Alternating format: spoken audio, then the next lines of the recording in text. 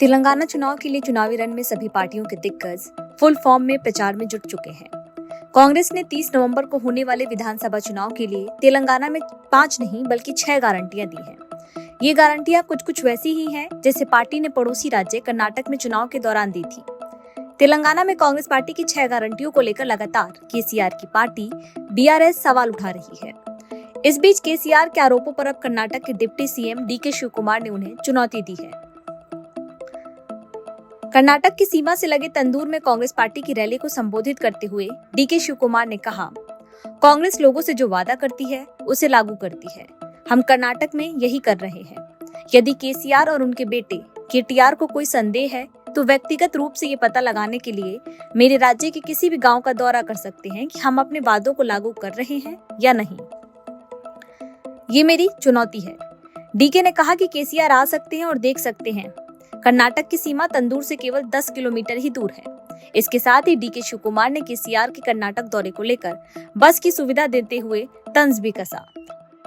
DK ने कहा कि यदि जरूरत हुई तो वो बीआरएस के नेताओं के लिए अपने राज्य का दौरा करने के लिए एक बस की व्यवस्था करेंगे ताकि ये पता लगाया जा सके क्या कांग्रेस की सरकार किसानों को 5 घंटे बिजली की आपूर्ति, सड़क परिवहन निगम में महिलाओं को मुफ्त बस की यात्रा दी जा रही है। केसीआर सच्चाई का पता लगाने के लिए कर्नाटक के में तेलंगाना निवासियों के रिश्तेदारों से भी बात कर सकते हैं।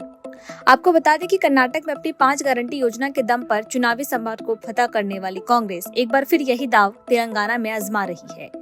कांग्रेस तेलंगाना चुनाव के लिए लोगों के पास 6 गारंटी योजना लेकर आई है। हैदराबाद की रैली में सोनिया गांधी ने पार्टी की ओर से लोगों के सामने ये 6 गारंटी योजना पेश की थी, जिसमें पहली योजना थी महालक्ष्मी गारंटी योजना, जिसके तहत तेलंगाना की महिलाओं को 2,500 रुपए प्रति माह की आर्थिक सहायता दी जाएगी। गृह ज्योति गारंटी योजना के तहत सभी घरों में 200 यूनिट फ्री बिजली दी जाएगी।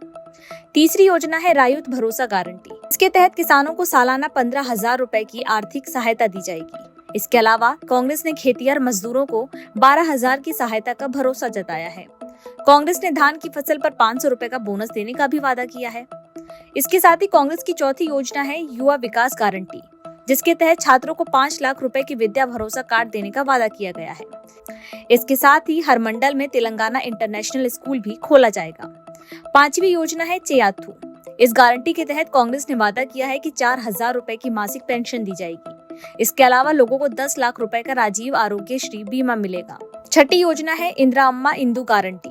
कांग्रेस ने अपनी इस गारंटी योजना के जरिए ये भी दावा किया है कि जिन लोगों के पास अपना घर नहीं है उन्हें मकान और 5 लाख रुपए दिए जाएंगे। यही नहीं, तेलंगाना आंदोलनकारियों को 250 वर्ग गज के प्लॉट भी दिए जाएंगे।